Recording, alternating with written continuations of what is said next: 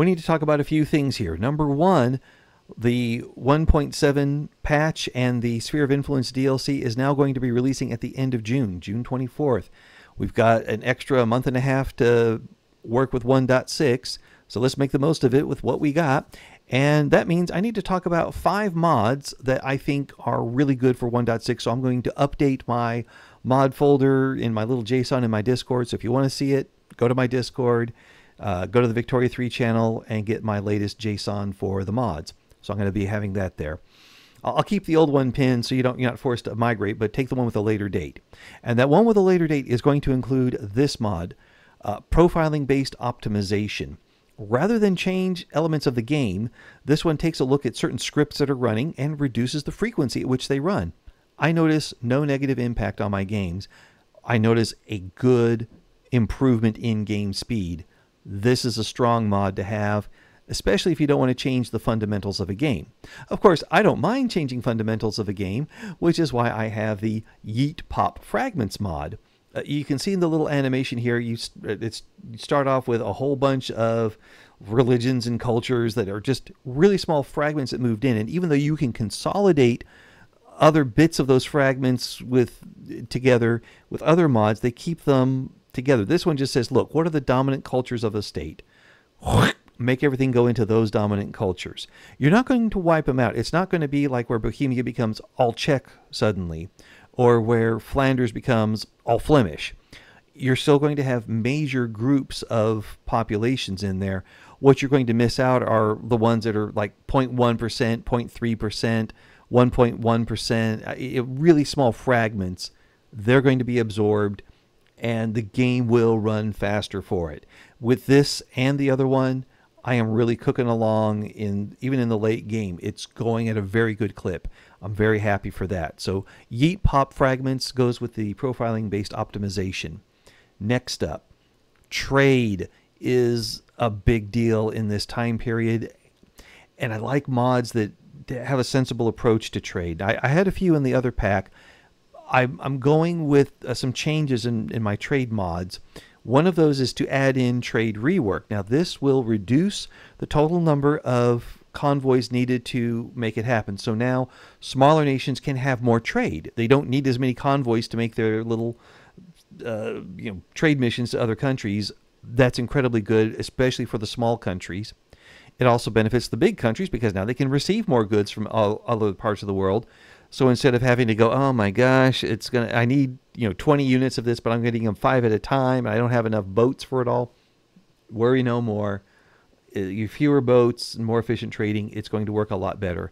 It will also make trades, even if they're not making an insane amount of money. If they're only making reasonable amounts of money on the trade, they will make a trade, they being the AI. I like this mod. I have seen it impact the game where it is much easier to deal with shortages and to export surpluses. I'm seeing better balance globally in terms of development because I've also got this other mod here, the Great Rework. This takes the way the AI is producing and trading and has made it so you can export lots of other goods. You can import lots of other goods. You no longer have to build everything that goes in the supply chain if there's not a lot of profit in the trade. If there's moderate amount of profit, again, it goes with the other one there. This helps to distribute goods and services around the world. It's a fantastic mod. I keep saying goods and services because I was an economist. Really, in Victoria, you're only trading the goods. I'll correct myself there. But still, the mod is good. It makes the AI more efficient. I've seen other mods, and I've worked with other mods, and I said, okay, big claim here.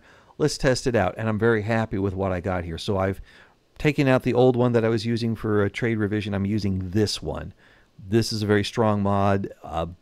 Can't say enough good things about it, so I recommend it. And then finally, I had a questionings revision of industry. This one goes the next step beyond that. The other one was just industry, and I think in the grocery industry, you still had it making liquor, so it wasn't completely all separated out. But this one makes everything separate. one good, one factory, that's it, including the rural areas. So you no longer have wheat fields making either fruit or liquor or wine. No, they're going to make, grain fields make grain. Did you want wine? Then go make a wine orchard. Did you want fruit? Go make a fruit orchard. Did you want liquor? Well, go make the liquor still. Quit bothering me. If you don't want wheat, don't make wheat. If you want wheat, come here. Same thing for the meat packing places. How like your livestock pens would make meat and cloth, and it's just now with them separated, I can actually make my meat industry profitable and my cloth industry profitable. We still have issues with subsistence farms making tons of furniture and clothing and other stuff, but this helps make those the clothing and furniture industries. I've seen them actually become profitable in the middle of the game. This is a good deal. This is a really strong thing. I like my things divided out. So that covers the release of the DLC and some new mods that I'm using. Again, go to my Discord channel and I'll have the latest JSON there. If you don't want to know any history, you can check out now. But if you want to know about history, well then, let's have some of that here. Let's have some of that. Oh, look, there it is. The history. Ha! What do you know? All right, what do we got? This is my France game here where I'm testing out these other mods. I'm at 1847, and things are certainly, you can tell this is before the Sphere of Influence DLC. I've conquered a bit of Africa. But I've also tried to remain true to the spirit of the game, and when an opportunity came out when there was a revolt in the Ottoman Empire and I could back one side and make them my subject, absolutely, I jumped right on it. Now, I can't tell them what to make. I may still decide to incorporate the Ottoman Empire so I can get the oil-producing regions down here in Iraq, and then release Turkey and Bulgaria and some other stuff. I'll give territory. Greece is in my trades here. I'll give them territory as well once I bring it in from the Ottomans. So much I can do here. Unfortunately, I had the situation where the king I had, he advocated the throne because Louis Napoleon Bonaparte III, he came in and he took over, but then he chickened out. He's gone. And then we wound up with a presidential republic, and now I've got 4 interest groups demanding that I restore monarchy. I'm going to have a civil war here. This is bonkers here. This is totally bonkers. Why is it that when we run out of kings that these guys want to restore it? I don't know. What else am I going to do here? I'll say that I really do wish that there wasn't a delay on 1.7. I totally get why. They got to make it work right. But I've got all these radicals here, including a whole bunch in Algeria. Not so much in Morocco. You think I'd have them there because I just conquered it. But no, Algeria is loaded with them. If I could do this over again, maybe I would just make protectorates out of this area. And maybe I'd make a protectorate out of Morocco as well. But, of course, I wouldn't get a claim on East Sahara, but I can live without that, especially with my lovely little Ottoman Empire. Yeah, it definitely looks like one of the lessons that I'm learning here. Thankfully, I'm just involving pixels. It's not like what happened in real life, where the French learned the hard way that taking over Algeria was a brutal affair. I'm familiar with the war, with the War of Independence in Algeria in the late 50s and 60s. Incredibly brutal, lots of atrocities, just a horrendous situation. And then I read in the history of French Empire that in the 1840s, it was just as bad. You have cases of civilians being deliberately attacked, and I'm not going to go into details on that. It would be too gruesome, too grim. But what we associate with modern warfare in terms of the brutality inflicted upon the civilian population, it's not just modern warfare. It's happening in this time. And I'm not the only one shocked and disappointed and outraged over that kind of activity, the people in France were that way as well, many of them. They may not have been feeling entirely brotherhood of man kind of thing and wishing that, we all lived in peace and harmony. Some of them had more colder reasoning about it. They saw it just as a waste of resources. Why are we bothering with this? The people keep revolting. They're giving us no economic benefit. Why are we spending all this blood and treasure on Algeria just because we're doing it for pride when we could make the same expenditure of money and no expenditure of life? We're not going to lose lives if we invest it all in Egypt. Because at the time they thought that was the way to go. And actually it was. They built a canal there. They invested lots of money and reaped huge returns on that investment because of that. The problem was I had already conquered Algeria before I got deep into that book. And so I committed the same mistake. But what I am doing now is working around building my trade empire. If we take a look at that French market, I'm sewing it up in the Mediterranean. We've got Egypt brought in, Ottoman Empire because they had a rebellion. I brought them in. The ones that they rebelled against were actually clients of Austria. So I had to do a little bit of fighting against Austria in that war, which is ironic because I also was an ally of Austria when the Prussians attacked them. Go figure. And that's why I have Rhineland here. Every time I go to war with Prussia as France, I've got to ask for a little bit of Rhineland. And we already had declared our natural borders, so I've got to look at getting Belgium and Luxembourg later on. But I also took the opportunity to get Hanover into my market. Why that? Well, I clicked on the diplomatic here, and I went to diplomatic actions, and I saw things. Where was it? A trade. There's change to customs union. Where's the trade treaty? It's over here. Yeah, trade agreement. I don't have anything there now, but I looked in there earlier, and there were 4 candidates: Egypt, the 2 Sicilies, Sardinia, Piedmont, and Hanover. Now they're showing as candidates with an obligation, so I just worked on them by improving relations and bankrolling them. And once I got obligations, yes, I did bring in Sardinia, the 2 Sicilies, and Hanover into my trade network. And with Egypt and the Ottoman Empire and my area in North Africa, I really do dominate the Mediterranean. I just need to work on the Spanish here. I don't think I can pry the Portuguese away, but, that's life. The British, I am trying to improve my relationship with them. And that's also because of the book I read. You see, the French, this is weird. They were rivals of the British all through the Napoleonic Wars, but after those wars were over, they wanted to have alliances with England. They wanted to be England's friend. Even during the Napoleonic Wars, there was not just a grudging admiration for the English, there was an outright admiration for what they were able to accomplish. Yeah, it's interesting. It started with the American Revolution. Okay, the Americans fought a war to get their freedom from the British. And in the course of that, the French decided, hey, let's help out the Americans. The King of France at the time, Louis XVI, sent over navies and armies and pried away the American colonies. The American colonies would not have been able to be independent without French help. Flat out statement right there. But the French were hoping to have a bunch of trade treaties and other cool things with the Americans coming out of that.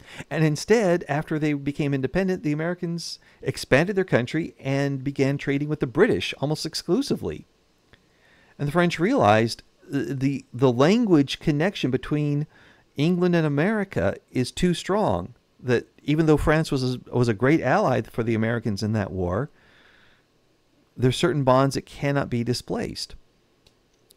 And they realized that Louis XVI had made a mistake. Had he not done what he did, had he just let the Americans fester and have this rebellion drag out, it would have been costlier for the British. The French would have gone into no debt for it. Costlier for the British. And eventually, the Americans would either become independent and then trade with England, or become like Canada and be a dominion and trade with England. And they kind of admired it. They said, the British have done a very good job of colonizing and building settlements everywhere. We French, they said we were too social. We hung out with the natives and didn't build a lot of cities, and the British took our areas from us because we weren't very strong, and we can't take the areas from the British because they are strong. Gotta hand it to the British. The French guys were saying they know how to colonize. They full marks for that. Can't fault them there. But they were worried France would lose its authority on the world stage if it did not expand. So in that sense, by getting this map colored more French, I am true to that spirit. Let's expand. That was part of the reason they went into Algeria, although they wanted to make it an informal empire, because they thought, hey, you know what, if we do to Algeria what the British did to America, just make them like us. We don't have to conquer them. We just have to set up a protectorate with a guy who's already there running things, and they'll love us, and we'll have all the benefits of trade and close association, and they will be happy to learn more about how to be French. It'll be great. They'll thank us. They'll greet us with flowers and candy. Didn't happen, and they wound up with a brutal war, and some mistakes were made, and they realized that. They thought, we've got to be a little more careful. Oh, no, we've got to be a lot more careful with what we do. Let's invest in other countries. Let's work at bringing them into our trade network and not necessarily taking them over. Let's focus on areas that are already built up well, and we'll just make them better because of their association with us, the French. And stop me if this sounds a little racist or nationalist or chauvinist, but the French had a lot of theories about why they were better than everybody else. The British had their theories about why they were better than everyone else, and so did the Germans. And yeah, a lot of this stuff here is, and sometimes it would be with a grudging admiration or non-begrudging admiration of other traits in other groups of people, but they would always come back. But of course, ours are the best. And in the French case, they said, well, the British lead the Teutonic peoples, because the Germans are all scattered off in a bunch of little states. They can't get their act together. No. It's the British that are leading the Teutonic peoples, and how they conquer and have their Protestantism, and they do their thing with their democracies and all that. That works for them. And the Russians are the leaders of the Slavic people with their Orthodox religion and their strong monarchy and all that stuff. And it works for them. And it's good for them. But we French, we combine the greatest characteristics of all the people. We are much more pragmatic than the Germans. We're much more practical than the British. Or vice versa, whichever. But we're better than they are. And we lead. The best of Western civilization is French. Our language, our science, our culture, everything you have that's good is probably because it's French, said the French. And they said, we lead the Latin people. We have inherited the glory of Rome and the Spanish Empire too, and the Portuguese, all the Latin stuff, Rome, Spain, Portugal, us, we are the Latins. And the French are the best of them. We've got to show the world how it's done. And that's why they looked at Mexico as a potential area to expand to. It was already built up. Spain did a wonderful job of it. But they were against the Spanish reacquiring their empire in the Americas. The British were against it. The United States of America was against it, and so were the French. But the French reason was different from the USA and the British one. The French reason was, Spain, why do you want to conquer them again? Just do like the USA did. After they get independent, trade with them. Duh, it'll work. And if you're not going to trade with them, we will, because we're the head of the Latins and we're very much better than everyone. So, of course, we're happy to. And that's one of the reasons why there was so much French investment in Latin America. They saw the opportunity. And they thought, hey, Mexico, it had been defeated in a war with the USA. It was in constant rebellion. When we look ahead, right now the year is 1847. We look to 1863. That will be almost 40 years of Mexican independence. in that year, 1863.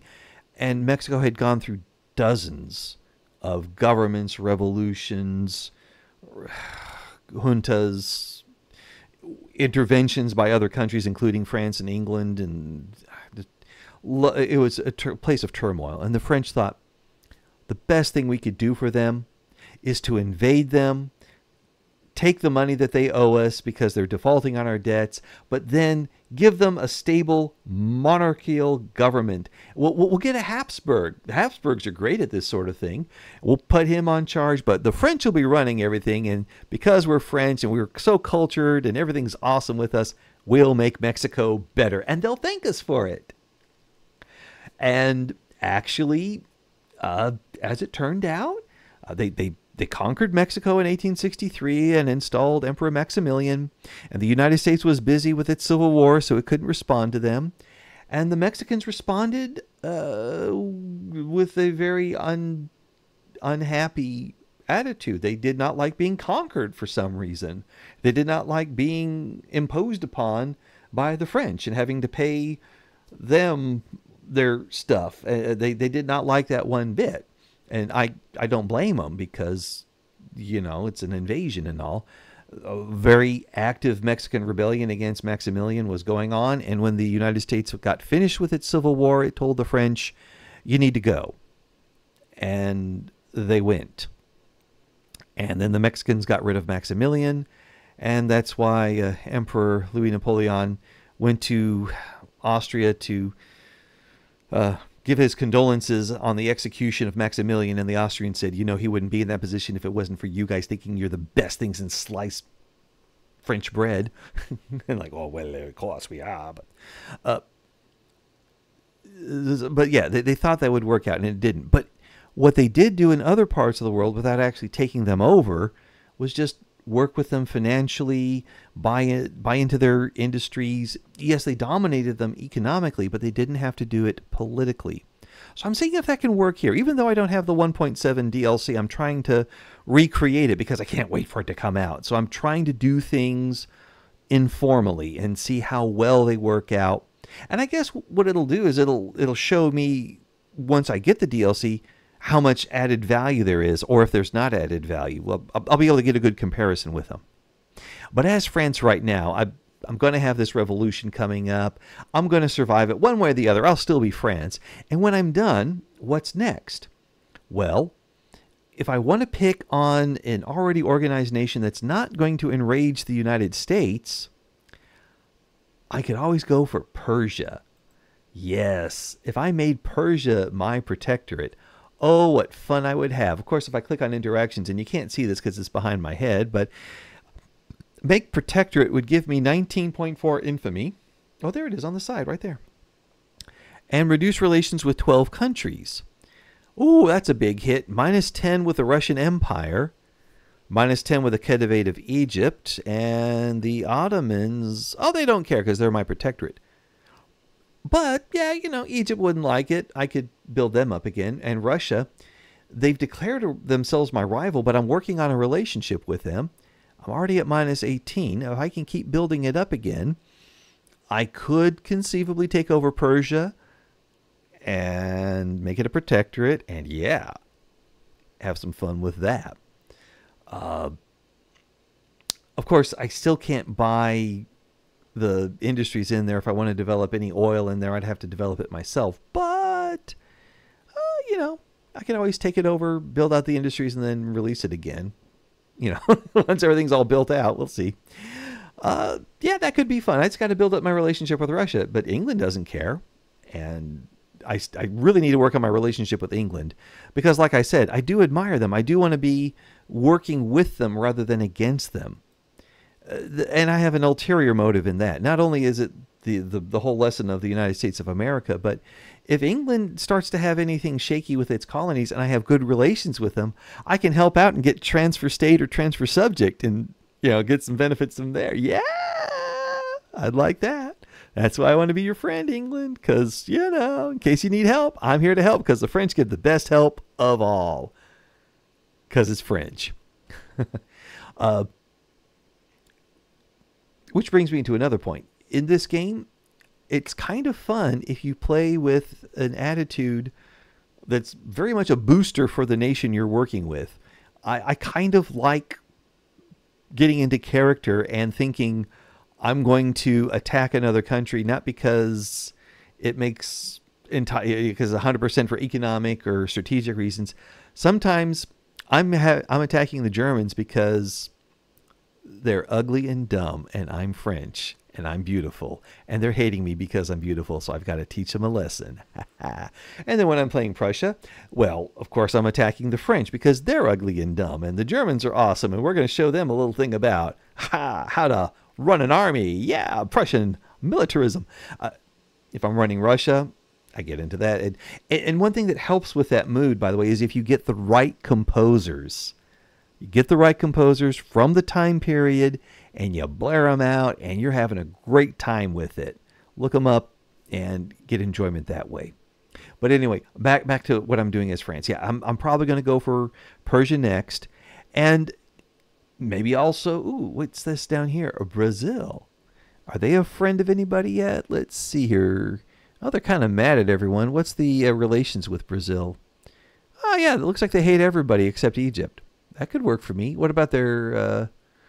Yeah, I could work with Brazil. All right, so that's another one. Of course, I need more diplomacy. Once I'm done with Russia and England, Brazil, Persia, these are next.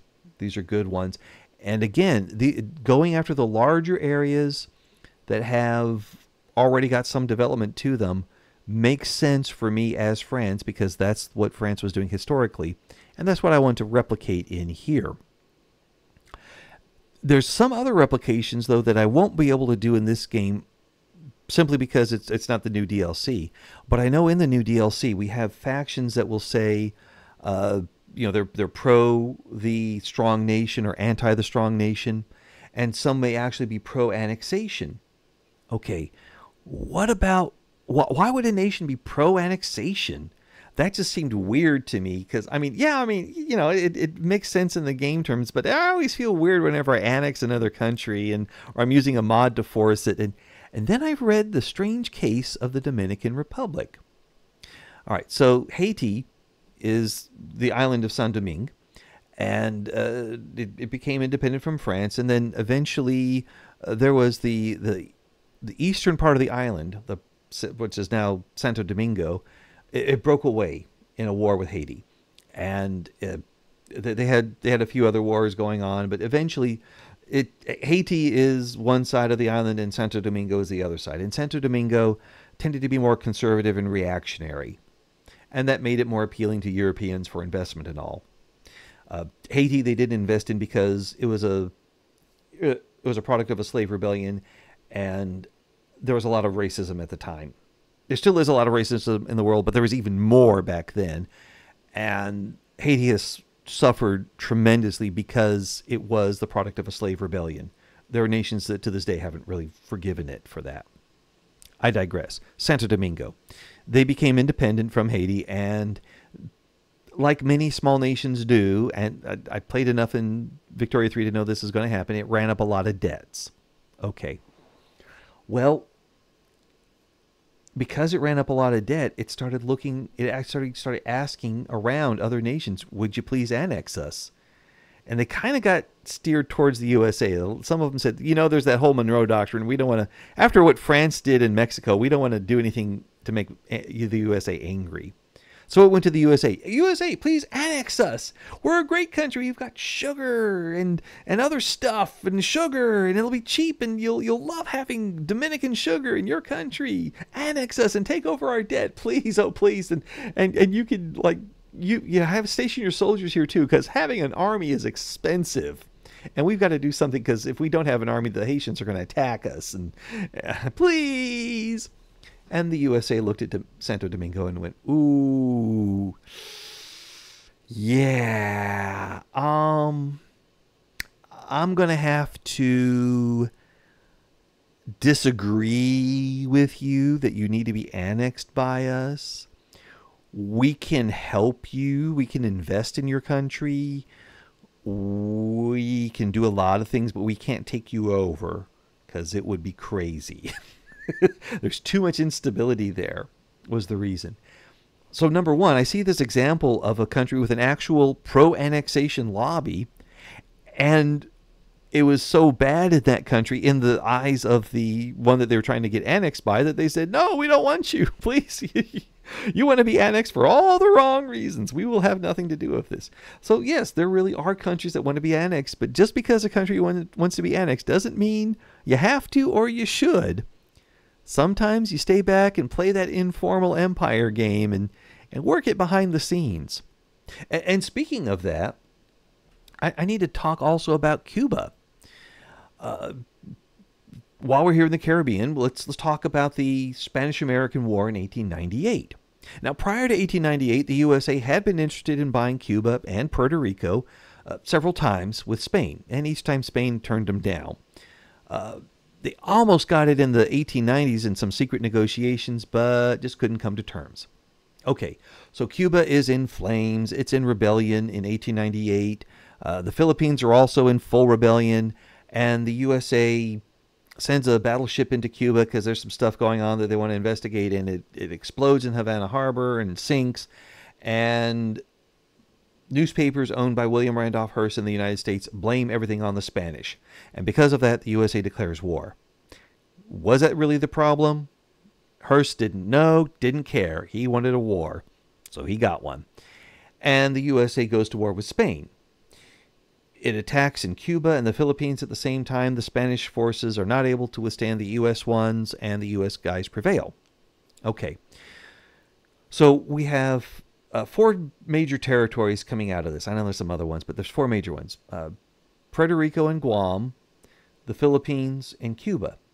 Now, Puerto Rico and Guam become territories of the United States, or commonwealths or whatever, but the people who live there can't vote in presidential elections.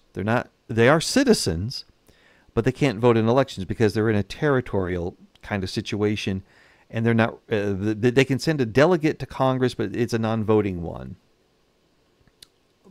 And there's some other stuff that goes with that, but they are part of the United States of America. Why those two? Well, they're small places. There wasn't a lot of unrest going on in there, so it seemed like, yeah, this is the thing to do. Guam, because it's a great naval base in the Pacific, and Puerto Rico, because it's a great naval base in the Caribbean. Well, then why didn't the USA take over Cuba? And why didn't it take over the Philippines the way it did those others? Well, with the Philippines, there was, as I mentioned, a raging rebellion against the Spanish. And when the Americans came in, they thought, oh boy, they will liberate us and make us our own country. And the U.S. guys on the scene decided, no, we should make you guys, we should protect you for a while, and set up a puppet government that was run from the United States. It was still a government of the Philippines, the Philippine Islands. It wasn't like you're not owned by the USA. You're just a puppet. The Filipinos didn't like that, and they continued to fight against the United States. Just as there were horrible things going on in Algeria in the 1840s, there were really horrible things going on in Cuba in the early part of the 20th century. Very much like the Vietnam War, not with the technology, but definitely with the situation, the morale impact on troops, the whole environment there, the fighting in the jungles, everything. Very much like the Vietnam War, and very unpopular like the Vietnam War eventually. Well, Cuba, though, doesn't have that fate. Not because we were learning our lesson from the Philippines, but rather just going into the conflict, we decided, we being the Americans, it's my country, so I'll we it. Cuba had that raging rebellion going on there as well. And there was debate whether to bring Cuba into the USA or not. And the eventual reaction was like, no, let's not do it. And there was some racial reasons for it, like, yikes, they're not white. Well, there's some whites, but not a lot. And so there's racial, but there was also, like, language. They don't speak English. We speak English. And, you know, it's a very highly populated island. They have a lot of pride about their nation. What if we gave them their own government and made a treaty with that government that said we get to dominate almost every aspect of their political spectrum? Defense, domestic policy, everything, but we won't take them over, and we'll put that in the treaty. We'll have have write clauses in the treaty that say there is no way we will ever take you over. We'll just take little parts of Cuba for naval bases, but that's it. And so that was the treaty that between the U.S. and Cuba that said we are going to, basically make Cuba a puppet nation of the USA, but it's its own nation. How about that? And so there never was a rebellion in Cuba against U.S. authority. Now, there was rebellion in Cuba against the Cuban authority. That's how Fidel Castro came to power in the late 50s there. He had a rebellion and all that. And then we thought he wasn't going to go communist, and he did. But that's a different story for a different game and a different time period. What we have here is there were reasons that the USA did not make these part of the USA, but rather their own governments with protectorates. Puerto Rico and Guam were small enough they could be easily absorbed. Hawaii was another one that was small enough to be absorbed, but Cuba, the Philippines, way too big in terms of population. And for a range of reasons, I'm not saying any of them are good, I'm just saying that there are reasons, they were kept out. So, yeah, that's just some things to consider. Of course, there's also some other ones to consider. Potentially, if you're Britain and you've got the desire to bring Greece into your area, you could always set the Ionian Islands free and let them unify with Greece. And then if you make Greece your protectorate, you get a protectorate over the Ionian Islands that you had before, but this time you get all of Greece to go with it. And that's a lot better economic impact than the, I think, here at this time they have 200K population and less than 1 million GDP. You can do better than that. Come on. Sometimes you may want to give away some of your protectorates so you can just get them back because of the relationships you build. There's lots of fun to be had in here, building a soft empire even before the Sphere of Influence DLC comes out. And because it's delayed, go ahead and practice that right now. Get in the habit, and once that DLC comes out, and you're going to have to start a new game anyway because that's what happens with DLC. But once it starts a new game, you're already in the habit of making protectorates, making trade deals, bringing things in with soft power. And then with what that DLC enhances, you're going to enjoy it all the more. And, of course, learn your lessons of history. Don't take things over just because you can. Inspect that property before you grab it. And if it's not one that is not where the juice is going to be worth the squeeze, keep it as a protectorate. Keep it as a dominion. Keep it as a trade partner. Keep it at arm's length if you have to. But don't spend more than you have to. Don't invade a place that you could get at the stroke of a pen. And believe me, if you get it at the stroke of a pen instead of an invasion, the people are going to be a lot happier about what you're doing. The guys in Egypt did not rebel against the French the way the guys in Mexico did, because Egypt never got conquered by the French the way they conquered Mexico. And on that note, think about this as you play the game. I hope you enjoy those mods, and I will see you in the next video.